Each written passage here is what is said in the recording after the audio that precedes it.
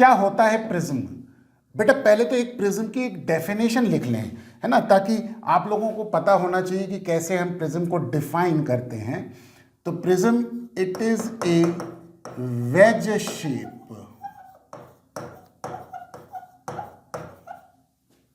Veg shaped transparent refracting medium. बेटा refracting medium जो कि ट्रांसपेरेंट नेचर का है, उसकी एक वेज शेप ले लेते हैं, bounded by two plane surface. दो प्लेन सरफेस से बाउंडेड है, ठीक है।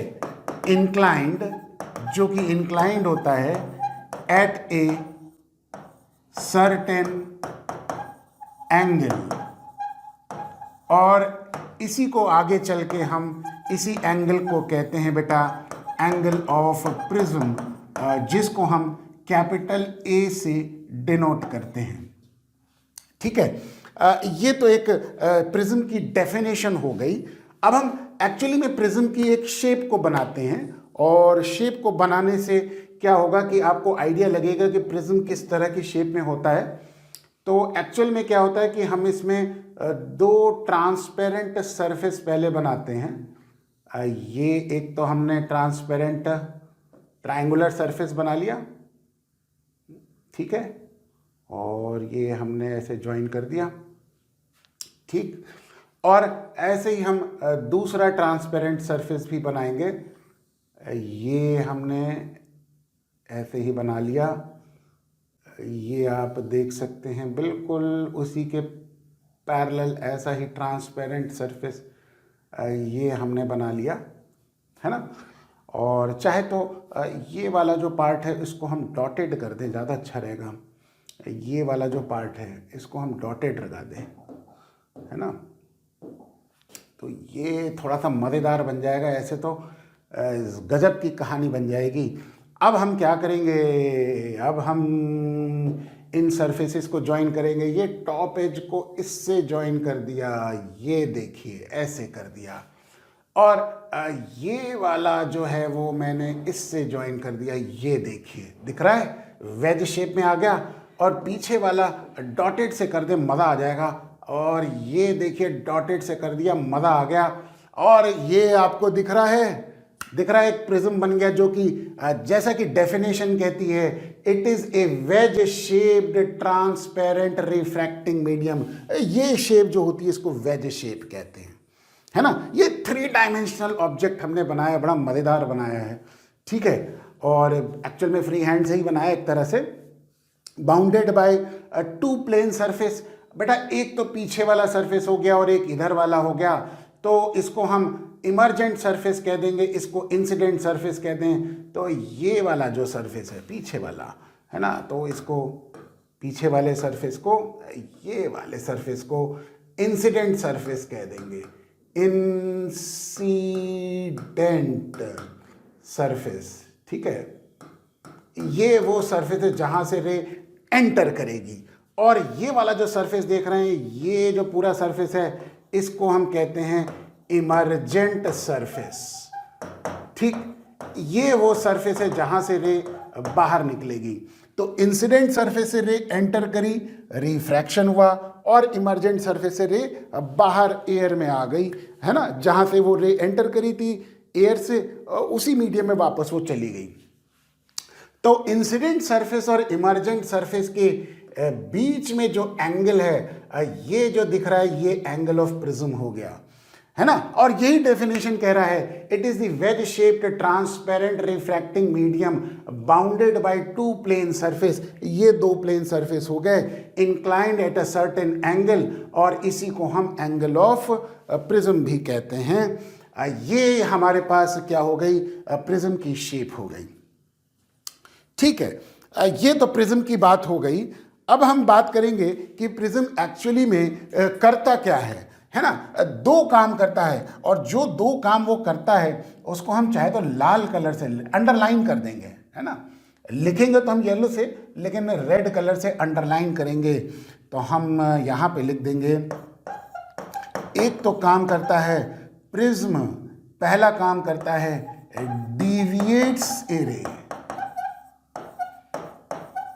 Ray of light. लाइट रे को वो डिविएट करता है। डिविएट करता है मतलब सिंपल, अपने जो उसका ओरिजिनल पाथ है उस ओरिजिनल पाथ पे ना भेज के किसी और पाथ पे वो भेज देता है, सिंपल डिविएशन। दूसरा काम क्या करता है prism? Prism डिस्पर्सेस a white light.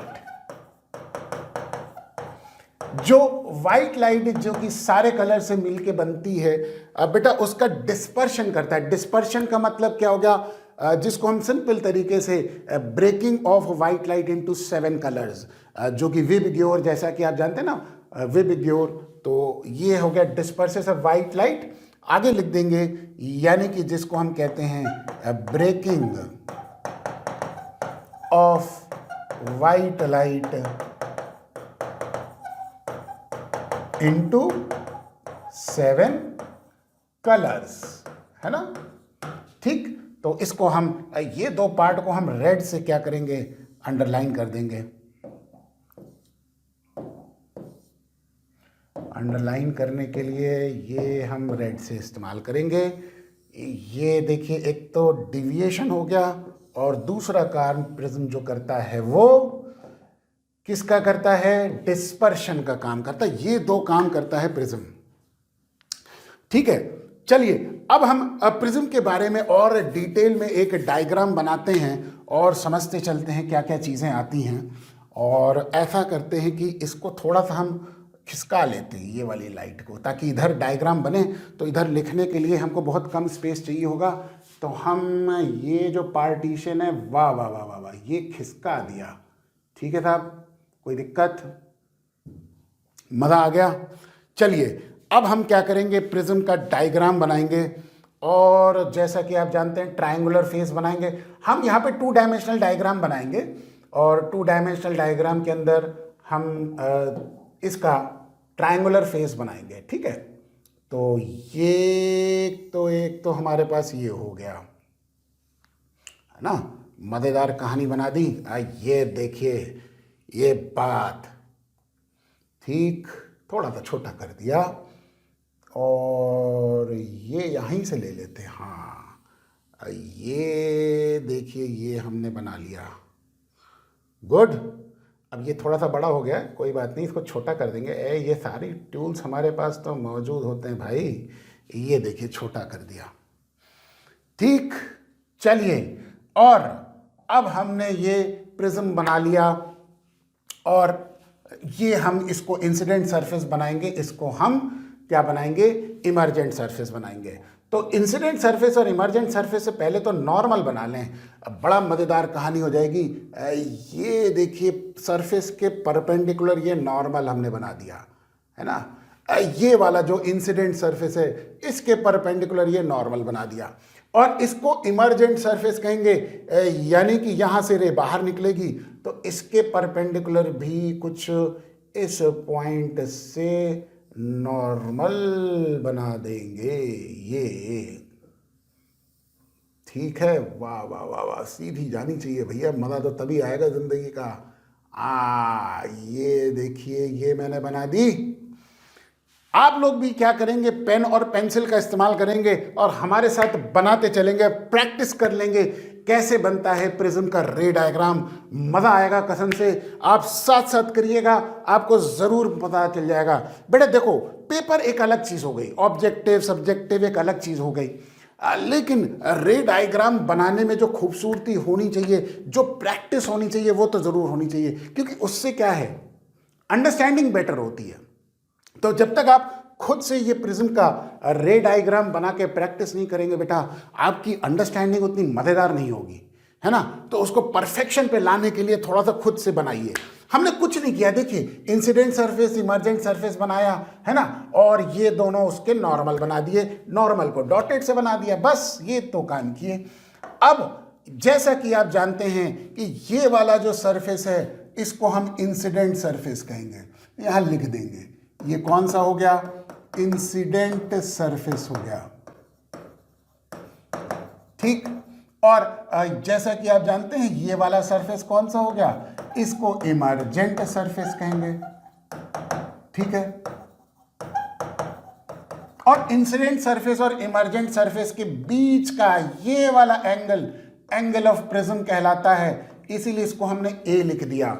अब ध्यान देने वाली चीज है, एंगल ऑफ प्रिज्म की डेफिनेशन क्या होगी बेटा, उसको डिफाइन जरूर करना है ना, क्योंकि इंसिडेंट सरफेस और इमर्जेंट सरफेस के बीच के एंगल को एंगल ऑफ प्रिज्म कहते हैं। अब आपके दिमाग में क्वेश्चन उठ रहा होगा, सर ये तो यहां से रे एंटर कर गई, यहां से रे बाहर निकल गई, ठीक है, तो ये एंगल ऑफ प्रिज्म हो गया। लेकिन सपोज कर लो कि यहां से एंटर करे और यहां से बाहर निकले, तो बेटा ये इंसिडेंट सरफेस, ये इमर्जेंट सरफेस, तो ये वाला एंगल ऑफ प्रिज्म हो जाएगा।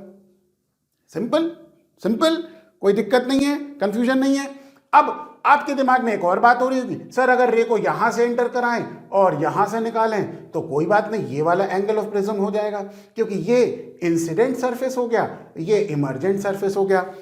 तो बेटा angle of prism is the angle between incident surface and emergent surface. और यही हम यहां पे हमने चाहे तो लिखने की भी कोशिश करी है, और अगर आपको लगता है कि हम यहाँ पे लिख लें तो एक बड़ा अच्छा ही बात है, कोई बात नहीं, हम लिख ही लेते हैं, है ना। तो एंगल ऑफ प्रिज्म डिफाइन करते चलते हैं, जिसको हम ए से डिनोट करेंगे। क्या होता है ये एंगल ऑफ प्रिज्म, बताइए।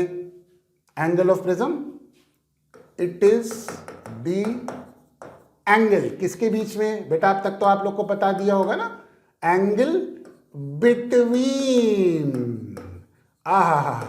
किसके बीच में, इंसिडेंट सरफेस जहां से रे अंदर आ रही है, एंड इमर्जेंट सरफेस जहां से रे बाहर जा रही है, ठीक है।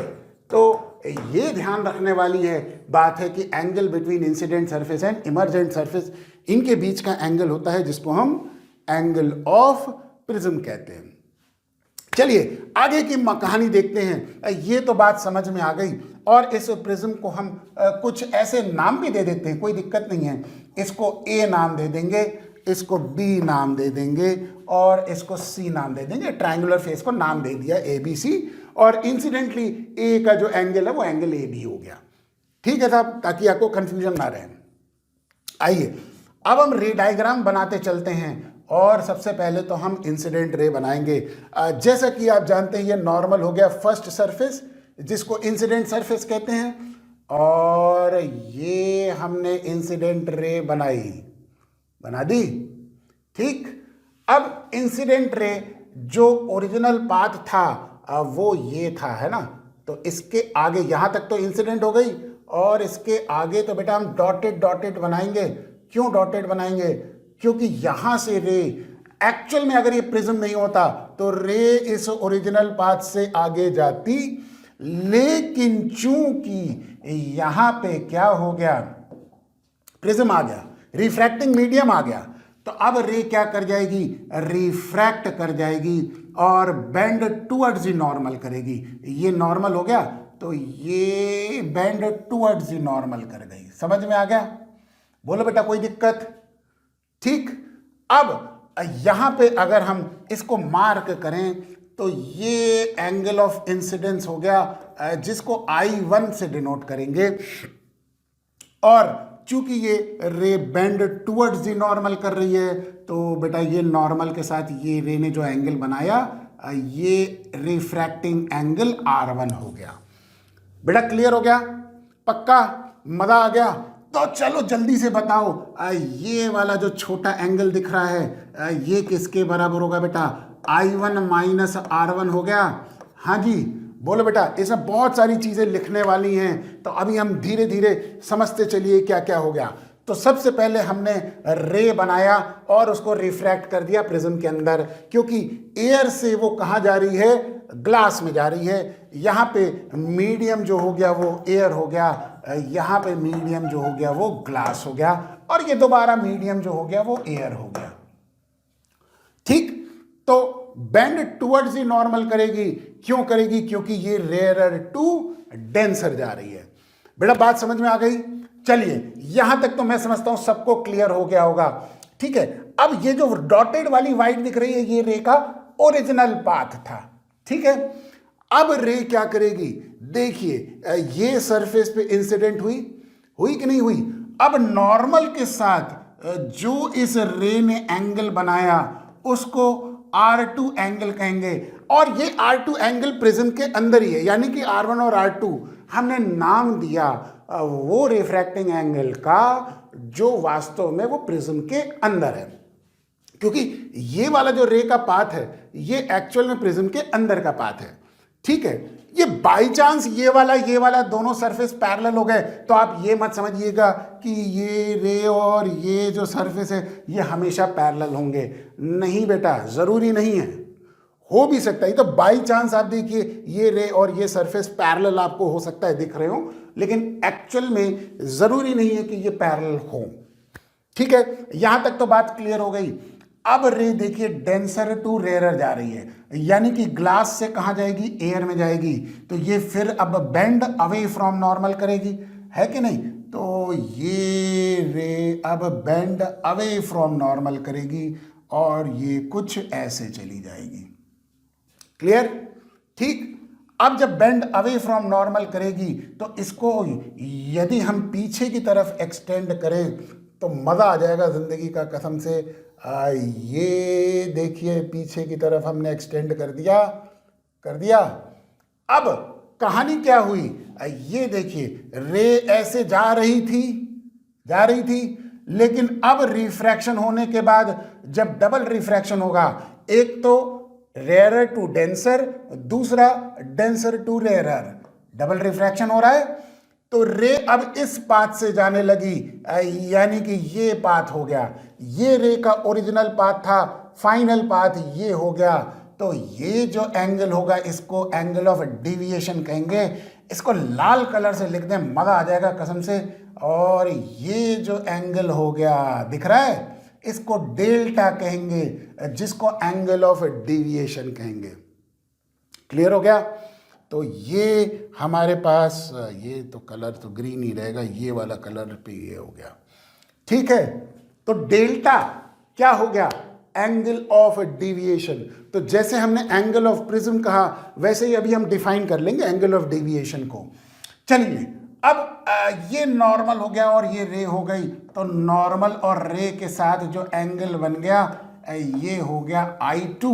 तो I1 अगर इंसिडेंट एंगल है तो I2 को इमर्जेंट एंगल कहेंगे, और R1 और R2 जो एंगल है वो रिफ्रैक्टिंग एंगल हो गए इनसाइड द प्रिज्म। ठीक है, चलो अब एक एक चीज को ऐसा करते हैं, डिफाइन करते चलते हैं। मजा तो तभी आएगा जब हम डिफाइन करते चलें। ठीक है, चलिए तो सबसे पहले हम डेल्टा को, ए को तो डिफाइन कर दिया, अब हम ए को एक्चुअली में ग्रीन कलर से लिख दो, जो डिफाइन कर रहे हैं एंगल वो ग्रीन कलर से। अब हम डिफाइन करेंगे डेल्टा, है ना बेटा। डेल्टा को क्या कहते हैं बताओ बेटा, एंगल ऑफ डिविएशन। ठीक, तो ये चाहे तो अंडरलाइन कर दो ग्रीन कलर से। ठीक है, ये अंडरलाइन कर दिया एंगल ऑफ डिविएशन, ये हमने एंगल ऑफ प्रिज्म अंडरलाइन कर दिया। ठीक, क्या होता है एंगल ऑफ डिविएशन बेटा, डिफाइन करो। इट इज दी, शाबाश, एंगल बिटवीन क्या, इंसिडेंट रे एंड किसके बीच में, इमर्जेंट रे। ठीक है, इंसिडेंट रे और इमर्जेंट रे, ये इंसिडेंट रे का ओरिजिनल पाथ था, ये इमर्जेंट रे का ओरिजिनल पाथ हो गया, तो इनके बीच का जो एंगल हो गया उसको एंगल ऑफ डिविएशन कहेंगे। और दूसरी चीज I1 और I2, I1 एंड I2, हाँ बेटा बताओ I1 और I2 को कैसे डिफाइन करोगे, शाबाश बताओ। It is defined as the, it is defined as the, बताओ बेटा, एक तो एंगल ऑफ इंसिडेंस हो गया है ना, और दूसरे को हम कहते हैं and the angle of emergence. एक तो इंसिडेंट एंगल हो गया और दूसरा एंगल ऑफ इमरजेंस हो गया। और R1 और R2 क्या हो गए, वो हमारे पास एंगल हो गए जिसको हम रिफ्रैक्टिंग एंगल कहेंगे। तो R1 एंड R2 को भी इसी तरीके से हम डिफाइन कर देंगे। तो ये हम क्या लिखेंगे, it is the refracting angle,